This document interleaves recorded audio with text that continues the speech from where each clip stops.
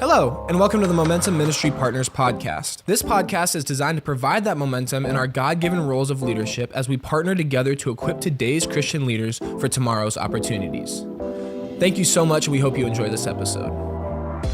All right, welcome everybody to the season 2 finale of the Momentum Ministry Partners podcast. Usually you're used to hearing Eric Miller's voice in the host seat, but I kicked him out of the host seat today. I'm the communications and fundraising director for Momentum. I am also Eric's wife, so I get a little more leeway in kicking him out of a chair. So I thought I'd do that for our finale here because you've been with us for 2 seasons as our host. I hope everyone enjoys listening as much as I do, but I thought that we should get to know you a little bit more. Fun. Yeah. I'm intrigued. I'm actually a little nervous because we didn't talk about what you're going to ask me. Nope. So, all right, I'm in the hot seat. We're keeping him on his toes. I did not give him the questions ahead of time. We brainstormed some fun rapid fire questions and things too. So, and we have another guest joining us today too. Yeah. Eric, would you introduce our other guest? And if you're listening to this, I would suggest being sure that you hop onto YouTube and watch at some point so you can actually see our third guest. So we have 2 kids. Bethany and I have 2 kids, and we love Legos. We are a huge Lego family. So we have one of our Lego guys. Every time I travel, I'm on the road about a third of the year and going to different pastors' conferences, retreats, and all kinds of things. But every time I leave for a trip, my kids pick a Lego guy for me to take with me on my journeys. And then I send them fun pictures of like all the places that I go when I'm on the beach in San Diego at a pastor's conference, really suffering for Jesus in the middle of February when we're in a at home snowstorm. shoveling snow and he's on the beach. So in that with time, the Lego it's guys. only appropriate to send you and the kids a picture of the Lego guy on the beach next to a palm tree. So as long as you don't lose him, right? yeah, I did lose one in the ocean once. That is true. I was in Tampa and I lost one in the ocean. It was going to be such a great picture, and I lost him. He got swept away. But our kids love seeing the Lego guys. So our guest here is a little bit selfish for us because it's really for the kids at home. So Cohen and Addie, this guy's for you. He's hanging out with us. Yeah, it's a reminder for me to pray for my family. My lock screen is a picture of a Lego guy and with palm trees. With palm trees, yeah. So it's just a reminder to pray for my family first. So yeah, ministry's hard, and you need those little reminders. So yeah, the Lego guys here. So we're already starting to get to know you a little bit and our family. And I've been honored to be on the podcast a couple of times now, which is always super fun. So I did want to kind of reverse a little bit because some people might be new to the podcast this season, maybe haven't listened from the beginning. Tell us a little bit about how this came to be. What are the origins of the podcast and what purpose does it serve within our ministry? Yeah, that's a good question. It kind of started through COVID. So when I came on board, I was a youth pastor for about 16 years. And when Jeff Bogue, who's our president, who's usually on the podcast with me, I've known Jeff for years, probably since middle school I've known him. But we, through COVID, we couldn't really do a lot of ministry with Momentum Ministry Partners. So we did a lot of internal things. Pause. Tell them, what was your first day at Momentum Ministry Partners? March 1 of 2020 was my first day on the job. Jeff actually became the president January 1 of 2020. And little did we know that this thing COVID was coming and was real. And so it canceled for everybody, but for us, it canceled all of our ministries over the summer. How's that for a way to kick off a new job? Right? We couldn't have youth conference that year. We couldn't do a lot of our ministries that we love and that we that really are the foundation of what we do as an organization. So we started getting creative. We reworked everything from the back end, our databases. We rebuilt our website. We decided to rebrand the organization, rebrand a bunch of our ministries. And through that, because Jeff and I are both pastors, we thought we really want this organization to put wind in the sails of the local church. We want to be a resource to the local church. We don't want to compete with the local church. We want to be a known and trusted entity because our whole goal is to help raise up the next generation of ministry leaders. And so if you've listened to the podcast, we have entire episodes about those things. So through COVID, we started doing what we call digital labs through COVID. And we literally like got on Zoom and we live streamed and we would have people, pastors, parents, join us for different conversations. It was kind of fun because Zoom, we could have people ask questions in real time. And quick, because that was kind of fun for me, is that because we were at home like everybody. So I want to give them a little, like, for anybody who watched those digital labs or who is now going to go back, because I'm pretty sure they're all on our blog, but is who's going to go back and look at the digital labs. They're all on our YouTube channel too. You look really good in front of the camera. Very professional setup. Super long hair. What did that look like behind the camera, which was like your laptop camera? But what did that look like behind the scenes? Basically using my laptop, I would build like a platform so that I could elevate my computer. So usually using like kids' toys and toy box and one of the kitchen stools and all, things stacked on the top of the ottoman. And then I would have like all of our random lights in our house that I'd take the like lampshades off, because we didn't have like studio lighting or nice microphones or things like that. Yeah, if I walked into a room and the lamps from our bedroom were missing and they were out in the living room with no shades on them. The dogs barking in various conversations. I'm pretty sure that our daughter was in her high chair still, so that was often like a prop for lights or different. So just to give our audience a sense of the beginnings of working from home was pretty rough for everybody. Everybody can probably relate to that a little bit. Yeah. So then how did those digital labs morph into what is now the podcast? Yeah, we honestly, we started getting good feedback from people of like, hey, thank you for doing these. These are of benefit. Some of them, were better than others, or I don't know how you would even rate that, I guess. But we started getting questions. So then in 2021, we did Momentum on the road. We took our youth conference on the road to 4 different locations. And at each stop, Jeff and I kind of did these like parent sessions the last day, and we collected all these questions. Sean McDowell was with us at one of them. We pulled in Brad Dietz Creek for a couple, and we're kind of trying to think, how do you equip parents and pastors to reach Gen Z, and what does that even look like in student ministry and in our churches? And we had so many questions that we were like, we don't even have time to answer all of these now. So Jeff was like, what if we started a podcast? 2020, I get it. Everybody started a podcast in 2020. Right. I'm surprised our parents don't have podcasts. Like, it's crazy how many people started a podcast. But we're like, let's just be consistent. Let's do one a week. Let's just help answer questions. And we again, our goal, we want to be a trusted, known resource to churches. And so questions just kept coming in. And so youth pastors would text us questions. Parents would email us, info@buildmomentum.org, would email us questions. Thanks for that plug. So for those who are listening, you can still do that. We're going to be doing more seasons after this, so you're still welcome to give us those ideas. We love and it. Questions. And even to start like branching out, beyond just the Momentum staff and Jeff and some of his team that we pull in, like our goal is kind of this next season to branch out and pull in other people and other audiences and other people that might be of value to our listeners, to the pastors and parents. That's kind of who we think of as our audience. So right. And equipping them to help develop the leaders that they're serving and who've been entrusted to that care, which has been fantastic. Thank you to you listeners who continue to submit questions.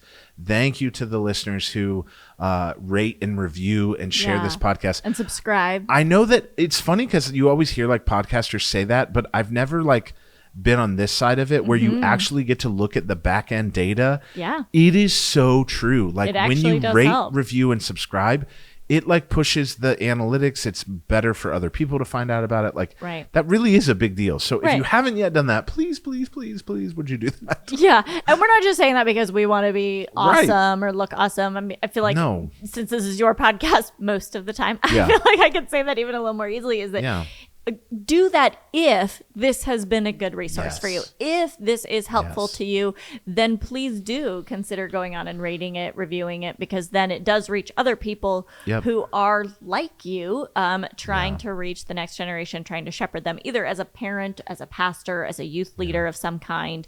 And so hopefully that's helpful. In the arena. Believe me, the day that this stops adding value to people, we'll be done doing it. because it is a lot of work. Like, Sure. and so to do it weekly and to think of good, I mean, we put time and energy into this. You help, obviously you're the communications director. You help plot these out and think them through. We have a whole team of people that volunteer and that serve and that are on our team and interns, and it's a lot of work to pull this off, and so we want to add value very much so. That work is for sure worth it if it helps someone else help their students. So help us help you. Is that there you go. Help me help you. Yeah. So with that then, since we are wrapping up our second season, tell me, what were a couple of your highlights from this past season? Any episodes stick out to you as being even just impactful in your own life, or something really cool that you learned? Yeah. Some of the anchors, I think, that have been fun, that I think, like, as a youth pastor, when I put my youth pastor hat on, we did kind of a 2-part episode with, we did one with Zoe Oseni, and talked about how do you build a band within your student ministry. Yeah. And that, I'm like, gosh, I wish I had that episode like 10 years ago, or maybe 20 years ago now. I wish that I'd somebody do the math on that. Because it was hard. I mean, we had a really good student band in our student ministry in Maryland, but it was like 3 years of torture trying to get there. Sure. And a lot of dedication, a lot of grit, a lot of phone calls with parents, a lot of drama. Like, that episode was so good and so helpful. And then Jordan Howerton actually came on, and he did one on, like, how do you lead worship leaders and how do you actually plan a worship service? And that was super helpful. That was a really good conversation. And he even shared some encouraging ideas of, like, trusting people to do their job, and, like, to train and equip them and give them opportunities. So those ones were fun. Brad Dietz Creek is always fun to have on, just because I love Brad. We've known each other since forever. And then honestly, the one that Jeff did on rapid culture changes, and then the stats of, like, pastors and the changing of retirement, the Barna stats. I forget what we called that episode now, but we did one on the pastoral crisis. The pastoral crisis. Going on, If you haven't listened to those, oh my word, go back and prioritize those two, with Brad reaching Gen Z, and then the pastoral crisis in America and the rapid culture changes that Jeff did. Those 4 episodes, like, will keep you up at night and haunt you because of what's going on in our culture and the need for us as pastors and leaders to engage and to invest in this generation to help equip them for the opportunities that are all around them. Right. Which is kind of what we're doing here this week. I do want to point out that this is a different environment for us. We're in a different studio, if you will, a little makeshift studio this week, because we are on site at Momentum Youth Conference, which is the biggest event of our ministry year, and a great opportunity where we will lay out that vision for students of how they can become leaders now as students, as well as for the rest of their life in the kingdom of God, and that He can and will use them. So for anyone who's watching on YouTube, you may see that walking along behind us are students, because we are here on site. So that's super exciting. Tell us a little bit about why this week, this youth conference is so integral to your life and what you look forward to every year. Yeah. First of all, if you see me getting distracted, it's because students, like, walk past the window and they see that we're filming, and then they, like, stand over behind you and they're, like, waving and trying. So it's so fun. I've also seen a few of them who, like, come and realize it, and then stop and run the other direction. They don't want to be here. It's very fun. So at youth conference, like, I love being at Momentum because one of the things that, for me, I think fondly of, like, I grew up coming to this as a student. So I was the squirrely middle schooler that used to run around and cause trouble for my youth pastor, who, oh, by the way, is our associate director of youth conference now, Dave Rank, was my youth pastor as a middle school. Squirrely adult who gives Dave Rank. Exactly. I keep him on his toes. Yeah, I still pester him and poke his buttons, and it's fun. But like, just getting invested in and getting to have an opportunity to, like, take next steps in my faith as a student, those years were formational and foundational for me in powerful ways. The equipping that I received, and not just through the main sessions, but in my youth group time, the conversations you have in the dorms, the, like, getting to go off campus and do ministry opportunities and get out of your comfort zone. Sure. And even the power tracks. Like I can still tell you and remember some of the speakers that I would go and listen to as a student and learn things. And I probably somewhere in our basement have boxes of the old notebooks and Momentum magazines that I wrote notes in, and girls' phone numbers and all those kind of things. We can throw those away. All right, those all are those done. things that go along with being at a youth conference, and yet like it's so fun to look back on those and like remember those are the mile markers of where you see God at work. Yeah. And then as a youth pastor, getting to do that and getting to like engage and lead and help your students have those light bulb moments where they're like, wow, God did this in my life and God did that. And just these incredible opportunities to see him move and work. And so as a youth pastor, like for years, like we used this youth conference in such a way as a catalyst for the rest of our school year. We would literally build like the whole theme off of whatever we had done at youth conference. We used our youth group time strategically to plan that way and lead into the fall. Our students would go home on fire for the Lord, and we would try to leverage everything to help fan that flame. Yeah, which is great. And we know there are so many other youth groups who come this week and do the same thing and are still doing that. And so we're so glad that's part of our partnership with the local church. We don't want this to just be a super exciting week, even though it is, but we want it to be a week that will impact them for the year and beyond, like really through their life. So So with that, as we look forward, because this takes a lot to get to this point of the year, we're going to take a little break on the podcast, but we'll be back this fall with season 3. But we're preparing for that already. So even this week, some of our speakers who are going to be here speaking from the main stage to the students are going to join us here in this studio. Join you. I'll let you have your host chair back at that point. But they'll be joining us. And so we'll be hearing those episodes when season 3 kicks off. Anything else you want to say about looking forward to season 3? Yeah, tune in. Send us questions. We're even going to do some things this week to kind of gather some questions from some of the youth pastors who are here. But if you're a faithful listener and you're like, I've always wanted to ask a question, just send it in. We'll work it in. We'll get there. Absolutely. We've done some rapid fire where we're like, hey, we're backlogged for a way. And like, let's just get through a few questions. And but yeah, we're here to help. We're here to serve. That's our heartbeat. So season 3, we have some fun things up our sleeves. We'll mix it up a little bit and do some different things. And we're excited. Yeah. Thanks for tuning in. Well, before we sign off for season 2, you mentioned rapid fire. We've got some rapid fire get to know you questions for Eric Miller. I polled some of your longtime friends, new friends, some different people. We came up with some great questions to ask you. I wasn't sure if you were actually going to do this or not. I'm actually going to All right. do this. We've got a variety of questions. So let's kick it off really rapid fire here. Popeyes or Chick-fil-A? Oh, this is easy. No, we're starting off easy. We're starting off easy. Most people listening are probably not going to listen to the podcast, but I'm going to go Popeyes just based on the chicken sandwich alone. I know. But Chick-fil-A, I forgive me, listener. There are people that like our video crew is shaking their heads at me right now. Yeah, like, we're gonna get emails about this. If you haven't tried the Popeyes chicken sandwich, just try it. Have an open mind. Put your Christian biases aside. Yes, I understand it's the Lord's chicken. They've created a great brand. I understand. All right, rapid fire here. Here we go. I know. Okay, let's dive a little further. How many speeding tickets have you gotten in your life? You're really going to get me in trouble. You start with Popeyes and now you're going speeding tickets. You told me it was too easy. Let's go. Let's just say I don't know how many speeding tickets I've got. The police somehow seem to find me. I think they have like a tracking thing on my car. But something about how you drive. I know Jeff has brought this up in season 2. Our listeners, let's just put it this way. Before I graduated college, I had to take defensive driving, not once, but twice.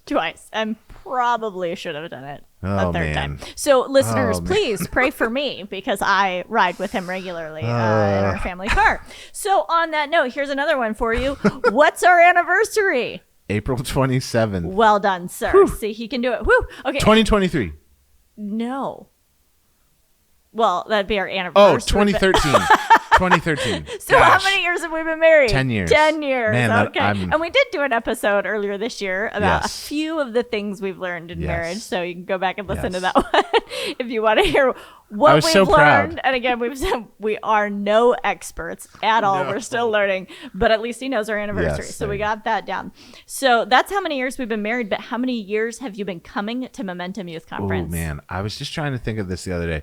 I believe it's 27.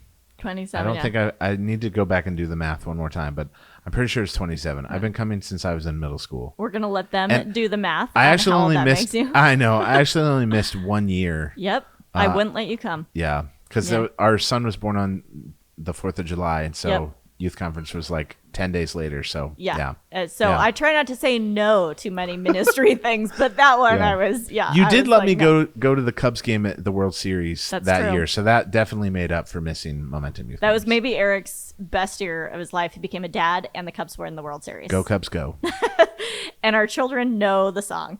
So speaking of songs, favorite Christian music artist, because I think some of us know you're a bit of a music snob. I am a music snob.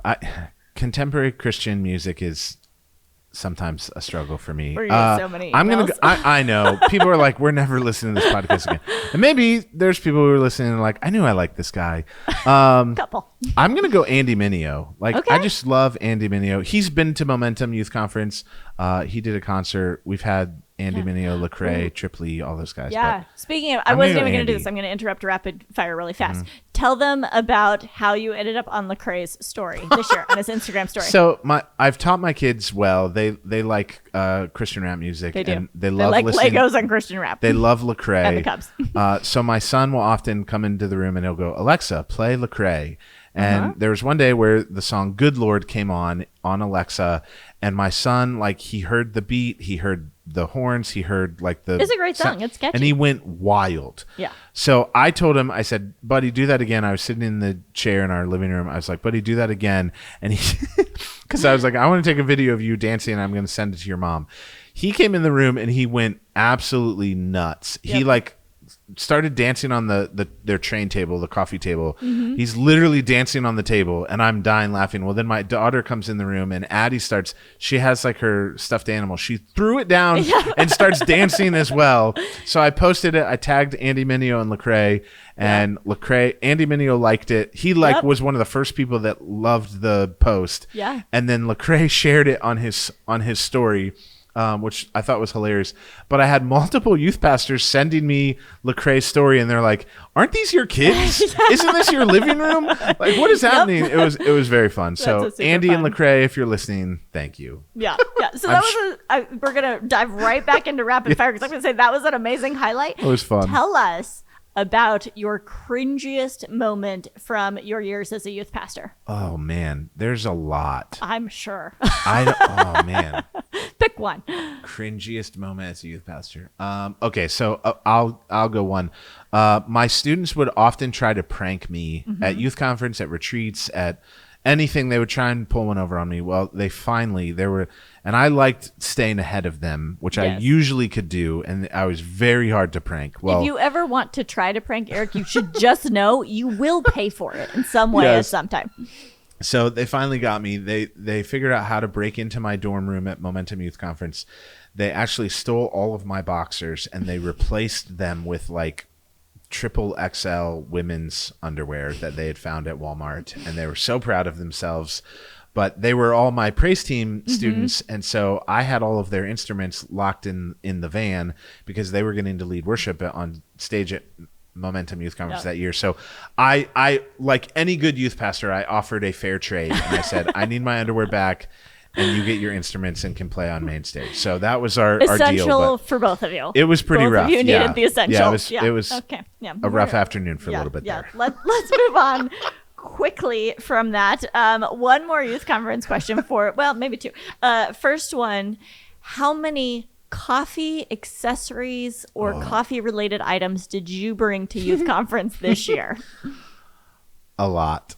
I brought a Chemex for pour over, which I just made a cup of this morning. I brought an AeroPress for in case of emergency. I brought a French press so that I'm making cold brew, which I'm drinking this You're morning. welcome. So yeah, I am benefiting from all of these coffee accessories. I think that's all. Yeah. I forgot the tea kettle, so I had to go buy. How many kinds of coffee are in the townhouse we're staying in? 3 or 4. Yeah. So 4. That's another little insight into Eric if you're unaware of the like coffee good obsession. coffee. Yeah. And again, like I kind of tease you, but not too hard because I do benefit. I was gonna say I brought our Yeti mugs, so you're welcome. Yeah. Yeah, I cheers. really can't go too far on that because I don't want it. I don't want my coffee cut off. So, See? All right. So we're gonna land on this one. What do you most look forward to at Momentum Youth Conference? What are you most excited for this week? Honestly, seeing I'm going to cry. Seeing the students who didn't want to come, their churches, their youth pastors made a way. Yeah. They pursued them. Their churches gave money. Literally yesterday. Today's the first day. We're recording this on Tuesday. Today's the very first day of youth conference. Literally yesterday I had a youth pastor that texted me and said, pray for this student.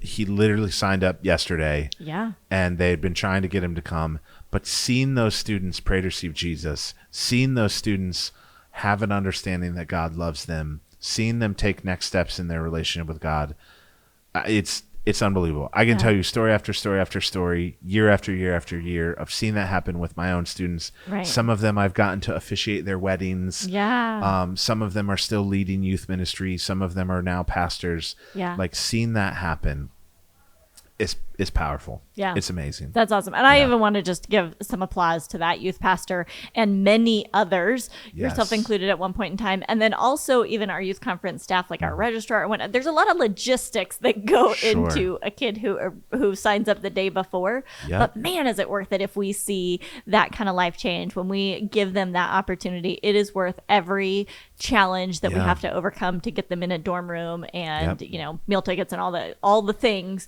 It's a team effort for sure. Yeah. And it's awesome to see. I know that's a logistical thing for even the youth pastor. Do we have a seat on the bus, whatnot? But for them to make the room, like really that's the heart of the ministry. It's not about the logistics. In Maryland, there were years where we rented 2 charter buses and we would overflow them, and I would rent vans.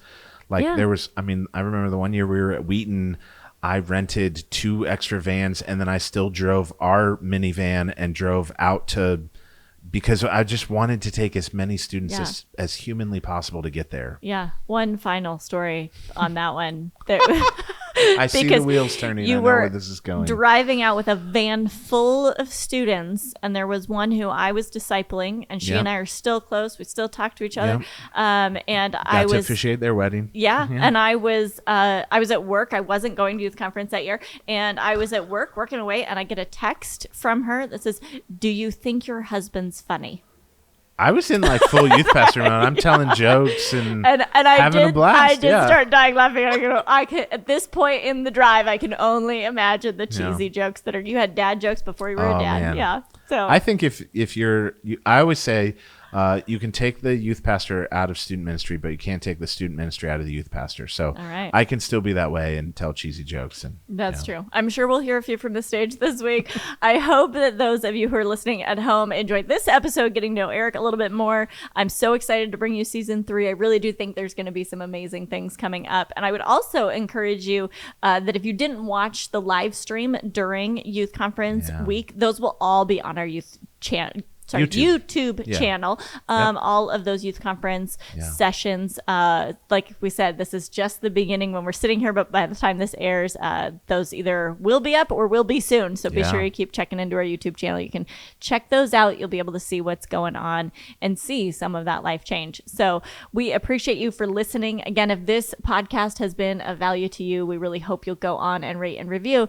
And I also, because this is part of my job, I'm just going to do a plug that if you love these ministries, if this benefits you, or if you know students who this ministry has benefited, any of our programs, this podcast, any of it, this all happens because donors support the ministry and give. So if you would feel led to give and support this effort, buildmomentum.org/donate, or shoot me an email. You can do that at info@buildmomentum.org. That'll get to me. I'd love to connect with you. And we just would be so grateful if you would feel led to financially support these ministries, because that is what makes it possible. Can I piggyback off that? Absolutely. Because I think you know this obviously, but we both give to this organization Absolutely. personally. Yep. We give to this in significant ways because we feel like God is at work in this and he uses it. And so my personal standpoint, I know it's our view, is like we want to join God where he's working. Yeah. And so that means not only with our time and our talent and our ability, but with our treasure and our finances as well. Not just because we work here, but because of that life change of those students. Like we said, it's like all those logistics that have to be overcome. But for those kids who meet Jesus for the first time, or who take a step of their faith, just knowing that like I gave a little bit and that happened in their life. It's a big deal. Yeah, that's why we do it. In God's kingdom, it's crazy how those things work. Absolutely. But I love it. So thank you for those of you who are doing that. Yeah, absolutely. And thank you all for listening and tuning in. And we will see you in season 3. Yeah. Well, guys, I think that's going to do it for today's episode. Thank you so much for listening. We'd be really honored if you went ahead and subscribed to the podcast, and that way you can just kind of stay up to date with the episodes that we're posting in the future. To learn more about Momentum Ministry Partners and our many other resources, please be sure to follow us on social media at Momentum Ministry Partners, or check out our website, www.buildmomentum.org.